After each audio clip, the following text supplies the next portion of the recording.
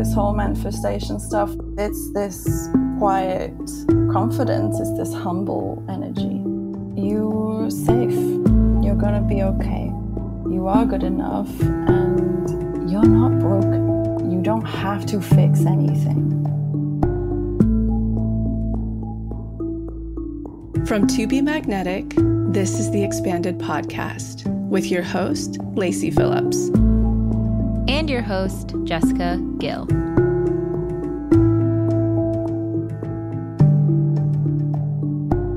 As the leading destination for neural manifestation, we dispel the woo-woo in order to help you create real, tangible results based on neuroplasticity, psychology, epigenetics, and energetics. Our goal is to normalize the practice of manifestation and empower you to get into the driver's seat of your life in order to manifest the experiences, relationships, and things that most align with your authenticity. Part of our manifestation process entails expanding past your limiting subconscious beliefs. Therefore, by tuning into this podcast with interviews from experts, thought leaders, spiritual teachers, scientists, and those with neural manifestation success stories, you're starting the process of expanding your subconscious in order to see to believe that anything you desire is possible. And by pressing play, the process begins.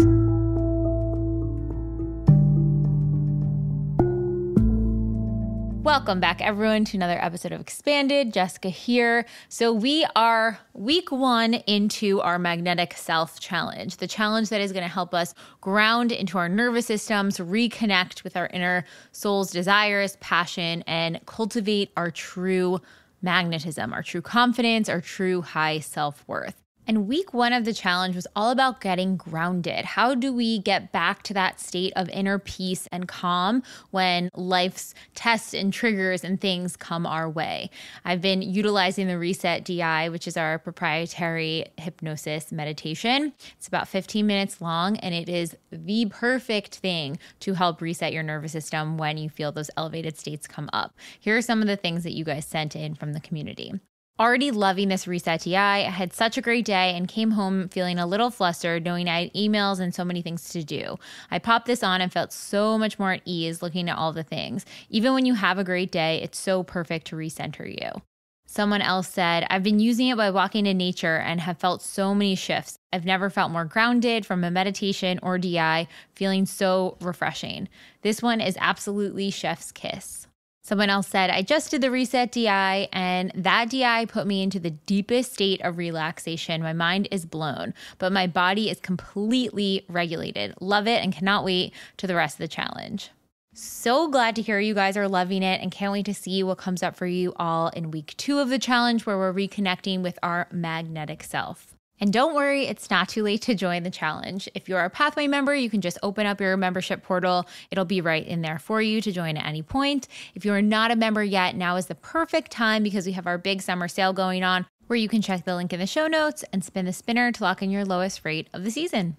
And follow along with us on the To Be Magnetic Instagram account, on my personal account. I know I'm going to be sharing my process of the challenge. I encourage all of you to share as well. Go out and find an accountability buddy, someone you can take through every step of the challenge. Join the community group. Any ways that you can connect with more people who are doing this work with you, it is going to make it even more impactful and effective. On today's episode, we have our unblocking guest, Marina, who you may have heard a couple episodes back. If you want to check out that episode, it's linked in the show notes. Marina was someone who was really struggling in her process, and she was hitting a roadblock in her manifestations. She got some incredible advice from Lacy and myself, and she has gone on to truly embody her inner magnetic self at this season of life. She has become a manifesting machine and has seen so much success on the other side. I don't even want to spoil it for you guys. I want you to jump in. There's so much wisdom in here and some nuance energetics that we touch on as well. Enjoy.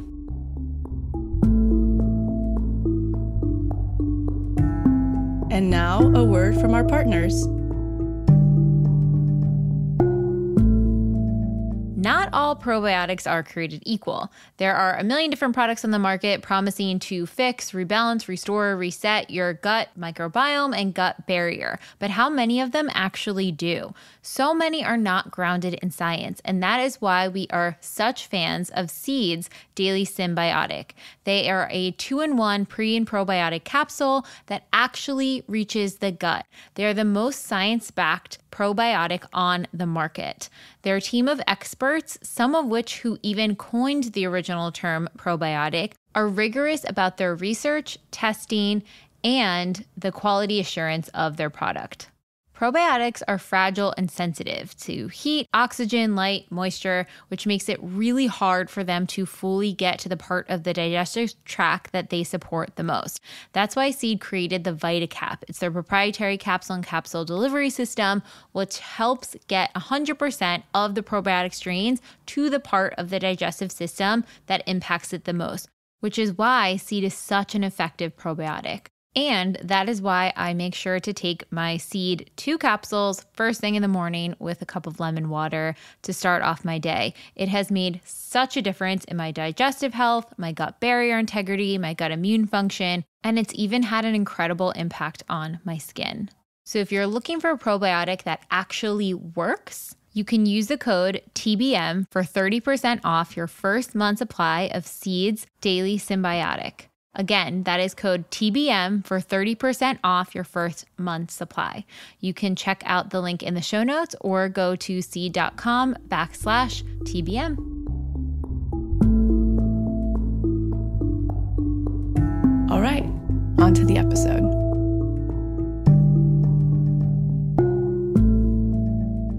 Welcome, Marina, to a process episode. It's so full circle because we had you on the Unblocking series and people got to hear what was going on and what was showing up for you. If you haven't checked out that episode, be sure to. And now it's full circle because your manifestations are flowing and coming through. Welcome. Yes, they are. Thank you. I'm thrilled to be here.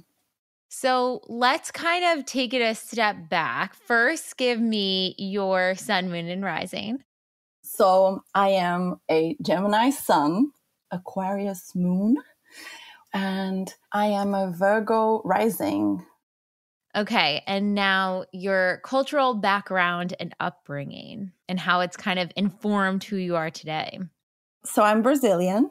I was born and raised by the sea in this coastal city called Fortaleza in the Northeast, which is this huge modern metropolis, really diverse. But growing up, it felt very stifling in some ways. And my parents are hardworking doctors. My dad's a surgeon. My mom is a pneumologist. And they raised me to believe that I could do anything I set my mind to. And I have a younger sister. Growing up, I actually just felt so much competition with her, always fighting for attention or resources. I feel like we only really became friends when she was 13 and I was 18. I mean, she always was, but it's a truly beautiful, best friendship. So when I was 5, we moved to Oxford in the United Kingdom. And this was a huge, very definitive moment as it gave me this huge expansion around learning another language, learning English, traveling. But it also imprinted a lot of negative programming around belonging through my own experiences, but also from my parents. But yeah, we moved back to Brazil when I was 7, which was another cultural shock. And it certainly exacerbated this feeling of otherness in me, like I couldn't fit, not even back in my own country. When I was 12, my dad left my mom for my stepmom. It was very messy. It was very painful. There was never any therapy or emotional maturity from the grown-ups around me. They sat us down to explain, but there wasn't really that reassurance of we were the priority. So it was just very wounding and lonely, and certainly left me with a lot of abandonment trauma. In general, my parents, my caretakers, they were very loving. I have such happy memories as a child, but they were also emotionally unavailable or emotionally immature, just with a lot of their own trauma and kind of religious shadow as well, sprinkled on top.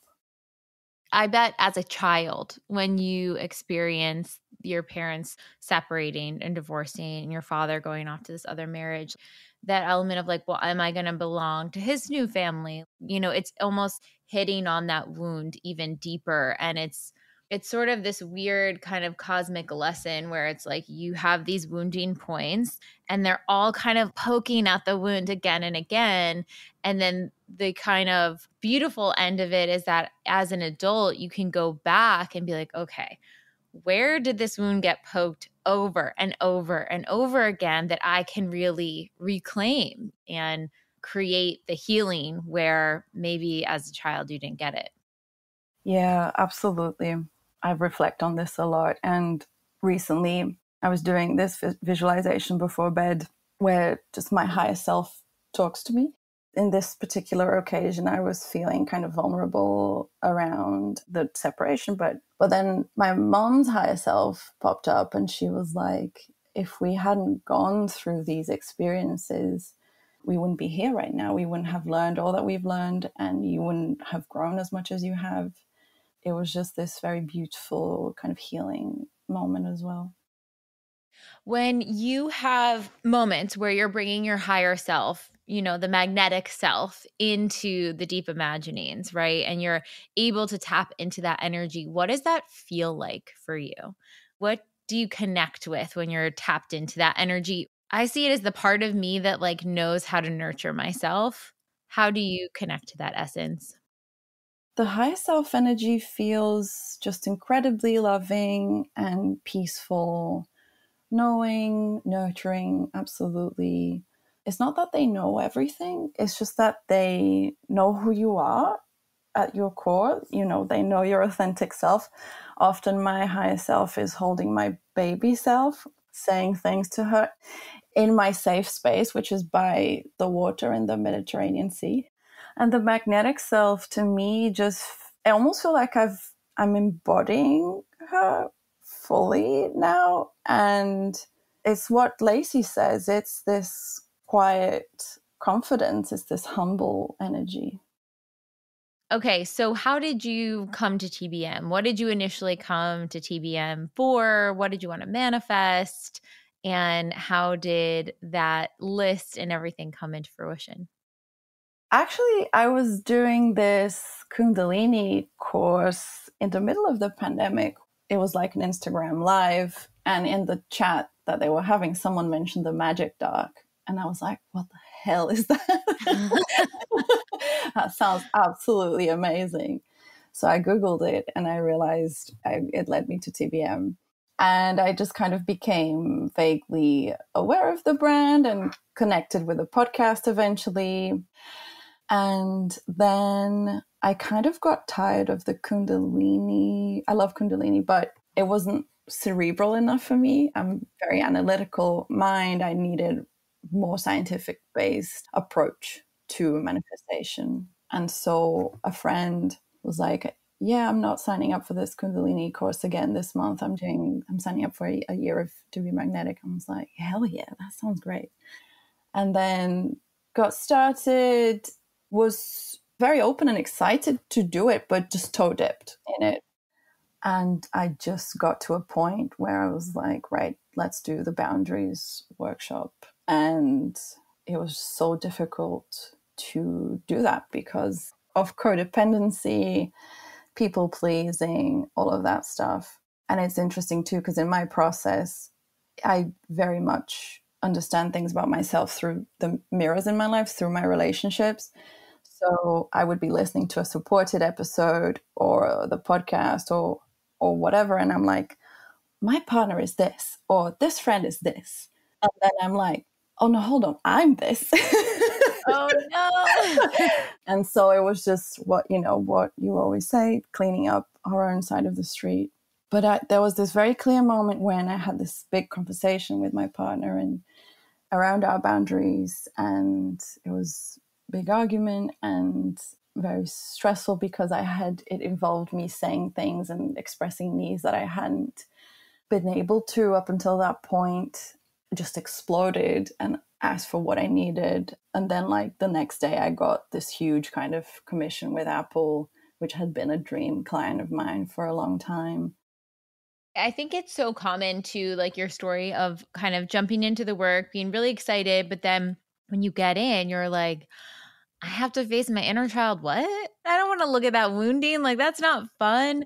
And I love that you finally, when you were like, okay, I'm really going to commit to this, I'm going to follow through with the steps in here, you went in with boundaries, because I think boundaries are one of the places that are the easiest for us to override our own boundaries, to not be able to set boundaries with others.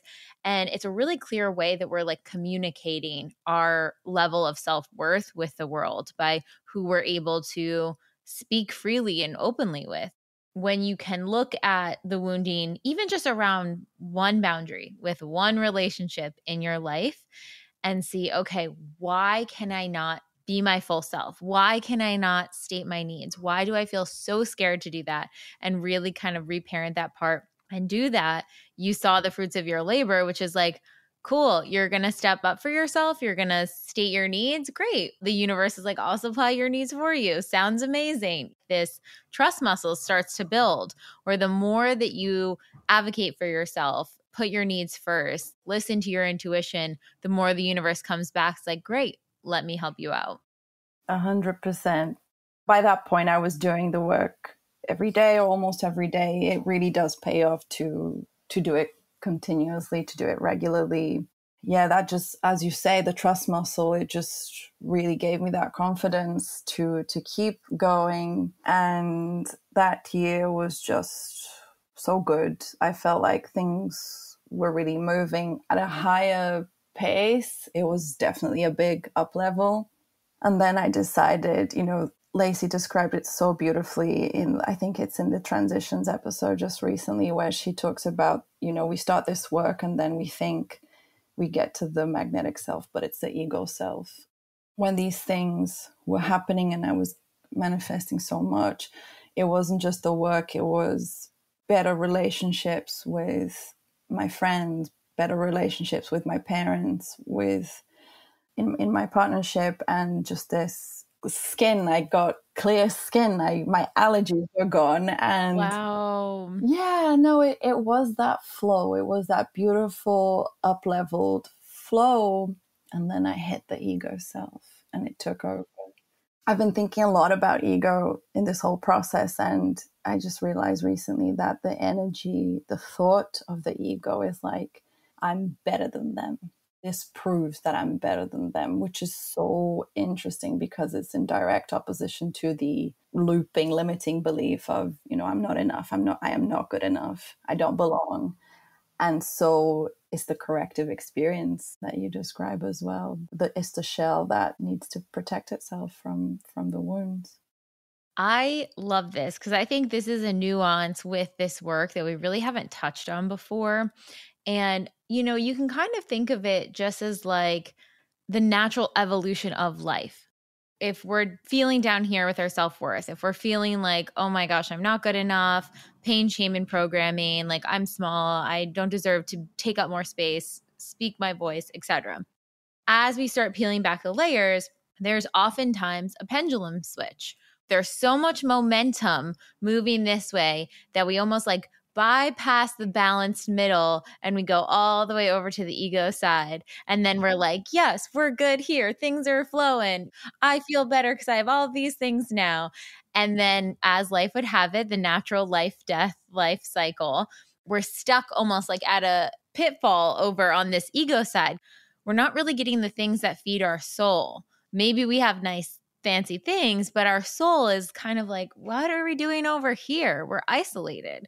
We put ourselves on a pedestal above people. I want to be connected with people. I want people to be my equal. And so it's like it comes back down into balance, not into the low self-worth range, but more into balance when it's like, oh, that's what it feels like to be integrated. Having compassion for your low self-worth parts, having compassion for the parts of you that feel safer when they put themselves on a pedestal versus someone else. Let's just calm all these parts and go back to balance again. Absolutely. That was a perfect description. let's take a second to dive into Marina's Unblocking episode and hear a little bit more of her story. You want to revive your illustration career. You had a really booming career 2 years ago. Last year, it turned into a desperate rock bottom, not good. And now you're like, I've done the work, I'm in the work, what's going on? New things that required so much new neural pathways, so much brain power, and not nearly enough creativity, which is what feeds my soul. It's my authentic code. I'm an artist. I'm a creative person. Now I see that I kind of left the illustration piece, which is my income. I wasn't pouring new energy into creating new work. I wasn't reaching out to my contacts, to my network. And then my savings from 2021, I burned through all of them. I'm in the fuck you fund now. I'm burning through the fuck you fund.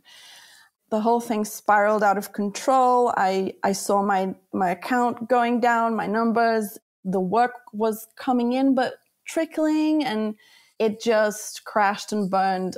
And I just had bigger levels of anxiety, started having depression, had a big panic attack. I feel stuck in this sense that I can't connect with like the utter faith and thirst and the complete certainty when I started out that I was made for this, I was going to make it, and I just can't get back into that headspace. Describe that process and then what had to take place next to get things moving again. The reality in the end was that my perfectionistic self just took over.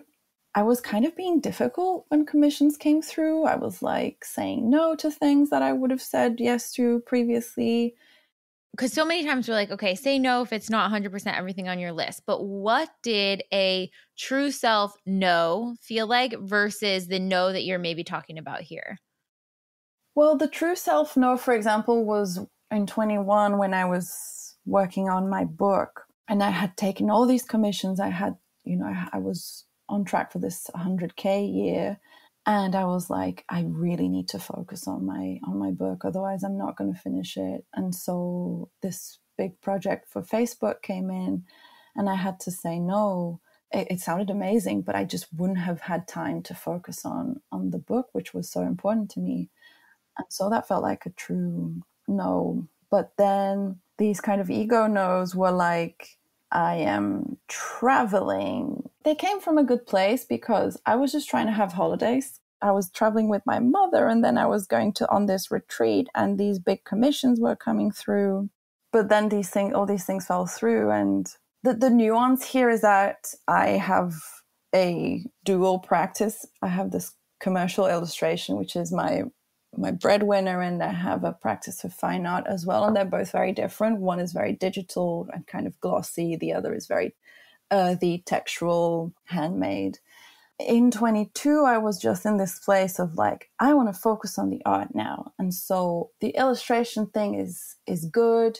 I'm manifesting. It's just going to come through. I don't have to lift a finger. That obviously, that's not how it works. The thing that really brought it home to me was when I realized that I wasn't doing any art in my studio either. I was drawing when we were traveling, when we were out of the studio. It just started to weigh on me, and the money was drying up. I was spending a lot of money on furnishing the studio. I was collaborating with this architect who made these beautiful designs for it, interior design.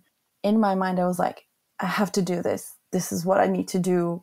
And when I heard the money episode that you guys put out with Grace, the first thing that came to my mind was like, oh my God, the studio.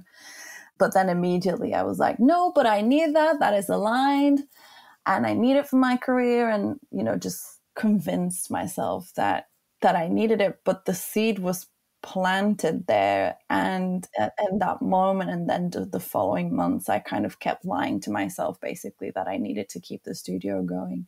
And it was just incredible because all the time I was there, which was about 18 months, I didn't get a single big commission. I got little commissions, but nothing that what I was used to working with. Even before the the big Uplevel of 21, it was just the nail on the head was Lacy. This is where I found the block. There's something there that's like blocking her.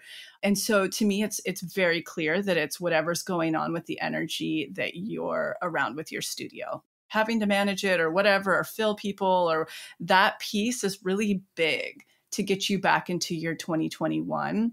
There's going to be a tremendous amount of magnetism that comes with you going, you know what? I'm going to just fucking jump off of a cliff and let this go. That's draining my energy, my life, my bank account, etc. Universe, please step up and provide me with the studio that I need and start manifesting that piece. Because right now, energy needs to move around. That's what you're reconnecting with from this new version of self who has changed and who has integrated since 2021. How did you feel when you heard that, knowing that you had felt that ping earlier before? Did not like it, did Yeah. not want to face it. She said it, and my body was like, no, well, no, this is not possible. But the more I thought about it, the more I fell into it. It was just obvious. Also, it came down to the very simple fact that in the following month, I just realized that beyond April, I was not going to be able to afford the studio or living at the rate I was going in. I knew that it was so huge that I needed help. So I talked to Solwa again. I was just a mess. I was in bits crying. She was so beautifully kind and empathetic and just really helped me understand the weight of my perfectionism, the difficulty I had in receiving, because one of the wounds around the studio was I have to do this alone. I have to be alone. And she had me, reflect on where did I learn that I need to be alone to do things, to accomplish things.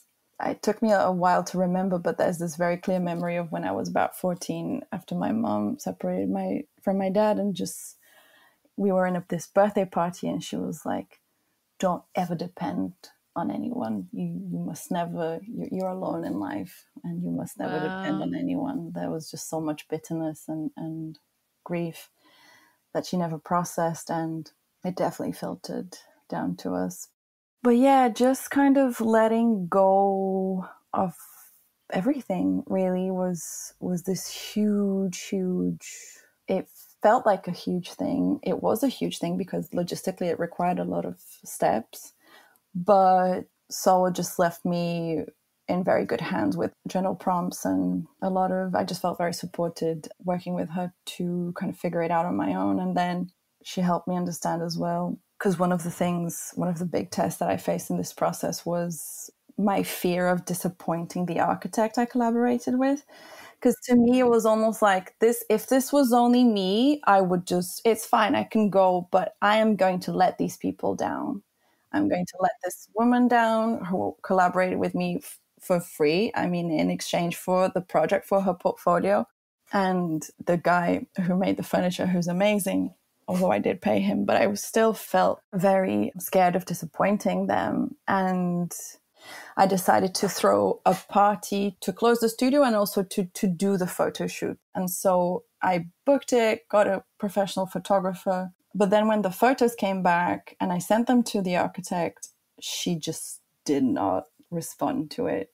And so I was just crushed and immediately went into overdrive and fixing mode. And the perfectionist in me was like, let's redo the photos. I can't afford this, but I'll find someone else. I'll hire another photographer that she likes. And I took some time to regulate from that. Just took some time to meditate and breathe and calm down from that, and just looked at the photos again and was like, these photos are actually very beautiful, and I cannot be responsible for someone else's perfectionism. And so I just left it. 2 days later, I got my perfect bridge shared studio space with everything that I needed. So you've heard Lacy share about her experience with the Bond Charge sauna blanket, and truly it is a manifestation come through for me as well. It is one of the number one things I get asked on from friends about how is it. So I'm going to share all my insights and tips around it here. The thing that I love about the Bond Charge blanket specifically that other blankets on the market don't have is that it is the lowest in EMF. You're getting the strongest high quality infrared lights in the blanket and all non-toxic materials that after you deeply sweat in the sauna, it's super easy. You just take a cloth, non-toxic spray, and just spray down the inside. It's so easy to take care of. And the thing that really sells me on the Bond Charge blanket over any other blanket I've used on the market is that you can go in with no clothes on. A lot of other blankets get so hot that you need a lot of layers to protect you from some of the infrared layers that are going on in there. The Bond Charge blanket is so well insulated that you can go in completely in the buff, sweat it out. You don't have to dry out your clothes. You don't have to wring out your socks. You can just come out, wipe down the blanket, take a nice cold shower, rinse off, and be so incredibly rejuvenated. It has been a game changer, like I said, in my mental health, physical health, detoxification. I can't say enough good things about it. If you're looking for a sauna blanket, if you don't have space for a big infrared sauna, or if you want a infrared way to detox in your home where you can lay down and be most comfortable, I highly recommend. And you can get 15% off with code MAGNETIC, all caps, that's MAGNETIC, for 15% off. You can go to bondcharge.com/pages/magnetic and see all the wonderful products that Bond Charge also has to offer.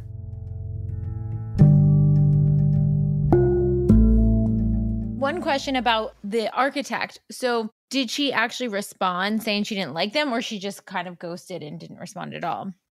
She said, received, thanks. Oh gosh. Okay. Because I was going to say too, it's interesting what people do in the absence of a response. I think the absence of a response, even if it's for 24 hours, is one of the best ways to see where your self-worth is based on the story and the narrative that you're creating in your head. Because someone not responding, let's say for 24 hours, you could take that as, oh my gosh, I said something bad. I need to correct myself. Oh, they're mad at me. Let me follow up with, reassurance that that's not what I meant. Or maybe you're like, oh, they think I'm dumb. They don't want to hang out with me anymore. Or, you know what I mean? Like your brain could go crazy. Or you could be like, they're probably just busy and they forgot to respond. There's a million options you can attribute to the response. And even though she did directly respond, sort of like pretty cold and just to the point, there's still meaning there too, right? Like you're like, oh, that means she definitely doesn't like them. It's like, well, maybe she doesn't, but maybe she just is willing to accept them and knows that they are what they are, but she's not over the moon for them. Like there's a million options you can go down.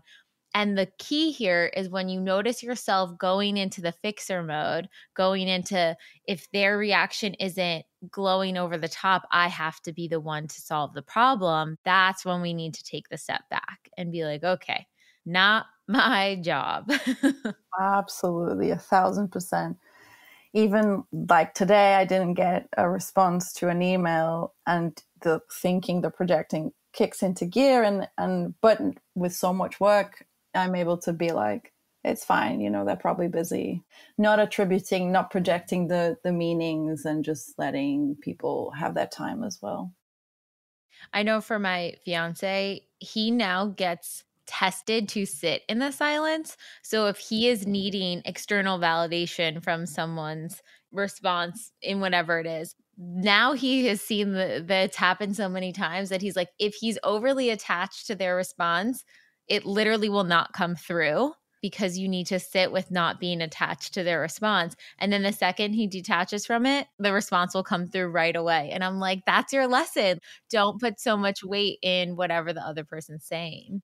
Absolutely. It's always in the release. Release, surrender has been a big theme. You just cannot fake it. Letting go of the furniture, the custom furniture, the space, everything that the studio meant to me was a big process. But I was just journaling and doing the DIs every day. There was this one beautiful thing, reprogramming bit that I did where I was having a lot of problems selling this big terrace bench that was commissioned specifically for the space by me. And I think I was doing the unblocked DI. It was just this memory popped up of my sister stealing my Barbie dolls, throwing them in this cupboard that my parents named the Barbie cemetery. Oh, no. And she would scribble on them and steal their clothes and mess their hair. And I would be my memory of it felt so angry at that memory. But then reassessing it now, I was like, no, it's like she was doing her own creativity with the Barbie dolls. She was playing with them in her own way. She was doing her own beautiful thing. And just really, in a very embodied way, showed my inner child a different reality around that memory. Because one of the stories around the furniture was like, this is mine and people won't know how to deal with this. And then it's like, no, other people can experience joy with these objects. Other people can use them in their own creative ways. That day, like a couple of hours later, I went into the studio. I ran into my studio neighbor. He spotted the garden bench and was like, oh, what are you doing with that? And I was like, I'm selling this. Do you want it? He was like, yeah. It was just this easeful thing. It's so crazy to think like a childhood memory that you had with your sister about Barbies and what she did with your Barbies and all of that could have any bearing on what physical items you're selling at this day and age from your studio. If you guys haven't experienced it for yourself, when you have that moment where you're like, energetically, this felt the same, and now I can release my grip on it, when you get that healing, it is magic. Like, that's the feeling that comes to mind. You're like, oh my gosh, it could have been this easy, but this pain point just like wanted me to look at it and nurture it more, you know? Exactly. That's the thing that I find really amazing about the DIs. It's just the things that pop up, that float up from, the darkness of the subconscious mind. Oh my God, I had no idea that was related to this. And it obviously is. I love how you recontextualize like your sister playing with the Barbies too, to be her own art form, because art is also how you can transmute your emotions. And you think of kids that have tons of big emotions, they have no idea what to do with them. And maybe like drawing on and coloring is her way of expressing her anger or her frustration or whatever in her artistry. Just so beautiful that you were able to kind of switch it around to that perspective too. Yeah, I'm so grateful to TBM because it's given me a lot of healing in my relationship with my sister. And initially, I was feeling very guilty about the jealousy that I felt of her and the ways I expressed that, the anger I felt. But I learned to forgive my inner child for that as well. And I often speak to my sister's inner child in my visualizations or in the DIs as well. And it's just a very kind of beautiful, because she's all the way in Brazil, so I don't see them that much. And it's just this kind of beautiful way of communicating with them on a soul level as well. So after you're selling the bench, you're setting boundaries, you're unblocking like crazy, there was sort of a still moment. And then what do you think clicked to open up this next portal that came through on the other side of letting go of the studio? It was a bit crazy. I wrapped it up, sold all the furniture, cleaned it up, handed the keys in. 2 hours later, I get this message from the revenue agency here in Spain saying, you have a tax rebate and it's like 2K. And I'm like, okay, holy shit, it's coming. But it was just crickets after that. I was doing all the things. I was doing the work in the sense that I was connected to my creative channel. I was drawing every day. I was contacting my network, which is something that I had ceased to do, was just talking to everyone I knew, sending them work updates, aligned action, unblocked, expansion. And it was just nothing was coming in. And my nervous system was able to handle it because I knew there was money coming in terms of there were a lot of late payments, but even the payments were late. And I got down to this like 150 euro situation in my bank account. And I was like, this is silly. And also my partner mentioned that it could be interesting to find a bridge job that could use my skills in illustration, in design. And so I was just like, you know what? It could be really fun to teach illustration. And so I genuinely embraced the idea of teaching. And I also embraced the idea of looking for a part-time job in like a design studio, trying to find places that could work with illustration as well. I was willing to adapt my illustration style to their studio styles, which is, I just realized now as I'm saying this, but it is also a letting go of the ego of the style, because as an illustrator, your style is your thing. I was just applying for jobs and I was writing everyone I knew who was in teaching or who was just in that universe and just expressing my interest and just really reaching out and from that space of genuine interest. And that same night, I was doing one of my higher self visualizations. My higher self was just holding baby me and just being so loving, so nurturing.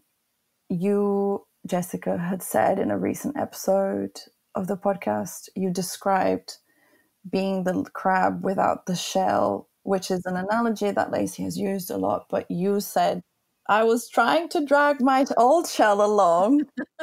Come along. That just felt so true in my body. I realized that is exactly what I was doing. Everything you said was so expansive because I realized that I still had shame and anger towards parts of myself that had wanted the studio in the first place. And I just really was so loving, so grateful to my inner child and to my parts of self, all the parts of self that brought me here to this moment.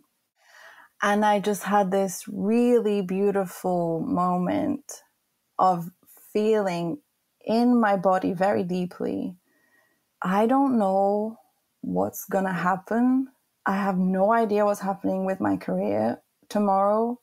But even if I don't ever get an illustration commission again, I know in my soul that creativity and drawing and art are our purpose, and that whatever is coming is going to be greater than I can imagine. It was sad. I was crying, but it was just very beautiful. And I just felt the trust in my body. And then I went to sleep. I woke up very early the next day because I was traveling to London. I saw my emails and I saw that my agent had emailed me in the night. This was in EST time, so only a few hours after I had that visualization. And she said, guess what? We have a commission for you. Lego chose you. Oh, oh my God. I was just shaking with joy and I started crying. I'm like going to cry. This is so moving. It was just this huge relief. And it was just so beautiful too, because the brand itself is just completely about play and inner child expression, right? And freedom and authenticity. It was exactly the reward that I needed after letting go. This is such an important piece of this work. And it's actually the last week of the Magnetic Self Challenge, which is you're so intuitive because you were already naturally doing it for yourself, which is so cool. But it's essentially facing like the worst case scenario. How do you loosen your grip on what part of your crab shell you're still trying to bring? And usually that crab shell, sure, it can be a thing. It's often an identity of self that we've attached to. You know, I can't go back and do that. I can't demote myself to do that. And when we can allow space for the part of us that like wants grand things and to go on to that next level, and hold space for knowing no matter what external things going on, that doesn't take away from our magnetic, authentic higher self. That version of us is still in there. It will always be there. We will find different ways to honor it. We are all good because that is what we're on the planet for. That's when things can start to move, because you're not trying to be like, well, I only did art in this way and that's who I am and this shell has to come with me. In that visualization you did and like in the DI we're going to release with it, that is that moment of like, okay, I can let this go and I'm still held. I'm still safe. We can still live out our purpose, our truth, our magic, all of that stuff. It's been beautiful. And I have to say, the faucet is open. The floodgates have opened. There's so much beauty that has come through. One thing I think could be interesting to share is that I have this series that I created, these illustrations of HBO's Succession. I made portraits of the main characters with tarot. So cool. And they're animated, and it was just a kind of really fun, aligned, authentic project that I was working on for myself. Because the show had just finished, I thought, okay, this could be good momentum to send it out to collaborators, to potential clients, to some blogs that I like. But I truly had no expectation around it. It's that this is the energy of the magnetic self, I think. I knew that it was good. I was content within that. I also knew that it could be fun. It could be productive to share it with collaborators, with press and things like that. But I didn't expect it. And this huge design blog called It's Nice That I'd kind of been trying to get featured on for years. At one point, this was many, many years ago, but at one point I got a rejection from the editor basically saying, your work is not good enough. Wow.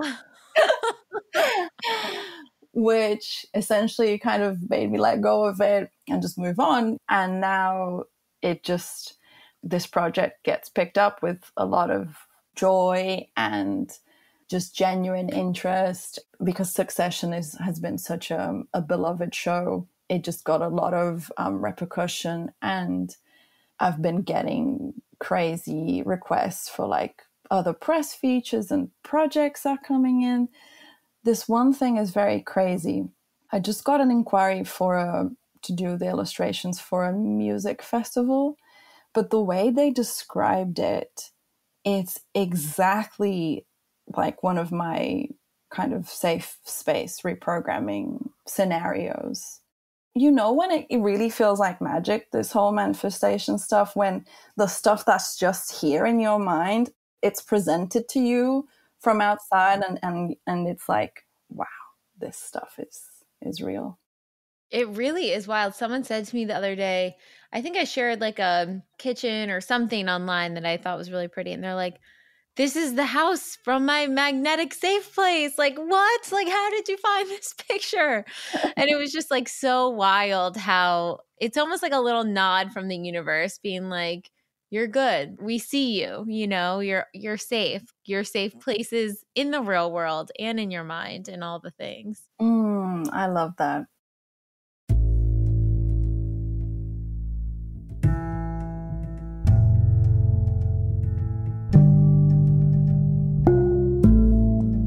There's so many people out there settling for unfulfilling relationships, or people who are stuck in toxic jobs, living in places and spaces that don't inspire them, and especially people who feel like they'll never be able to afford the things and the life that they truly desire. How do I know that? Because it was me before I discovered that manifestation is actually a totally viable, scientifically proven method of creating the life you want. I'm Lacy, I'm the founder of To Be Magnetic, and if you're not familiar with us, we at TBM offer workshops that teach you how to manifest literally everything, from love to money to career to beyond. Our courses are the most effective manifestation method on the market, and that's because of a secret that I discovered years ago about manifestation, which is you do not manifest from your thoughts. You manifest from your subconscious beliefs. So after decades of client research and input from leading doctors and therapists, we designed courses that help you rewire your subconscious mind to align with what you want to manifest. And the best part of all, for any skeptic out there, our work is completely scientifically proven to work. Just ask the tens of thousands of members inside our Pathway membership, which gives you unlimited access to all of our workshops, tools, and offerings that you'll use over the course of a year. This includes workshops on inner child, shadow, boundaries, love, money, the infamous ruts, and the horrible rock bottoms, and so much more. And starting June 16th, we are dropping our Magnetic Self Challenge, where you can start living as your most confident, true, authentic self in just 6 weeks. And we have our big summer sale going on, where you can spin the spinner and lock in one of the biggest discounts of the season. That sale will be going on until July 4th at midnight PST. Okay, now back to the episode.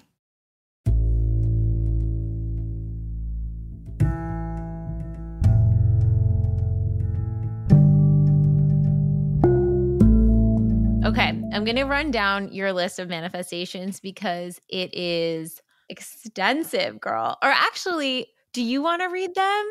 Sure, I have it. If you could read down that, because I think that would be so expansive to just hear you rattle off these, because it's just so powerful and really speaks to like the spider web of impact it has when you show up for yourself, when you're doing the DIs, when you're doing the journaling.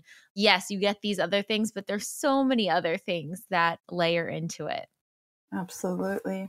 So I manifested 5,000 euros a month in illustration commissions, a new, very aligned shared studio space, a new version of my career, aligned and joyful, an autonomous relationship with self, an autonomous, closer, deeper, happier, more honest relationship with my partner, healing from narcissistic emotional abuse and neglect, healing deeply rooted perfectionism and inviting play into my life, healthy, joyful relationships and boundaries with family and friends, a healthy relationship with my body image and curvy body, the ability to be seen as I am, a new aligned wardrobe, better boundaries with myself and my work, 6 figures with illustration commissions, which was what happened in 21, lots of speaking opportunities, press for my work, sales of original artworks and prints, my own beautiful studio, which was a manifestation, uniquely designed with custom furniture, completely customized to my needs, although I let go of it later on. But you still manifested it. Exactly. I self-published my art book travel memoir called Souvenirs, aligned stockists for my book, aligned partnerships for the studio and for my book, authenticity, an integrated relationship with myself and my multifaceted creative practice, integration of my different parts, which I have you to thank for, Jessica, because if you didn't talk about it, I don't think I would have kind of latched onto it and understood deeper what it was about. Owning up to my art practice, an artistic island retreat in Mallorca with lovely people, new friendships, incredible experiences, sailing trips, and swims in the deep Mediterranean. Okay, I'm adding that to my list. An invitation to a luxury beach holiday with friends for free. That was really lovely. Healing money trauma and my ability to receive, financial systems, an automated shop system and passive income, new aligned friendships, a beautiful relationship with my intuition, knowledge in human design, astrology, and the tarot, an ongoing communication with my highest self and my inner child, trust in myself, free drinks and food, heavily discounted designer objects, clear, smooth skin, eradicated inflammation and allergies from my body, healed migraines and dizziness, compliments in the street, and more. I mean, holy cow, this list is bananas. What do you think, looking at that whole list and reviewing it, and I really, really, really encourage anyone who is in this manifestation work and has been doing it for a while, have an ongoing list like this that you can save somewhere of all of the things. So when you are having that moment of, you know, you're not trusting, or maybe you're not even seeing the gifts and the opportunities that are presented, it doesn't have to look like this. It can be your own version, but just so you can see, like, compliments on the street are manifestation, and they can be just as important as the luxury retreat. And so having those to look at is so, so, so important. What would you say is the most profound piece of wisdom that you've gotten from your highest self, your magnetic self? You're safe. You're going to be okay. You are good enough, and you are not broken. This is something that I also had to look at in this process when I realized that I was in this magic dark and nothing was coming in, and I was kind of obsessively going through the work and going like, what am I missing and what else do I need to fix? You're not broken. You don't have to fix anything. Love, love, love that. Thank you so much, Marina, for now expanding us twice on the Unblocking series and the process. We are so happy for you, so excited for you, and I hope you just sit with and enjoy and soak up all of the hard work that you've put in and enjoy the blessings coming through. Thank you so much, Jessica. I have to say that you are such a gift to this community, because it's not just the work that you do at TBM, the development, the research, the producing, all of it, but just you are really there for the community, and we see you. We thank you. I love you guys. Yeah, and thank you so much to Lacy as well. It was instrumental, the Unblocked chat. I'm so grateful. It really completely changed my life in 2 months. It's so good to feel energy moving again. Thank you so much. Thank you.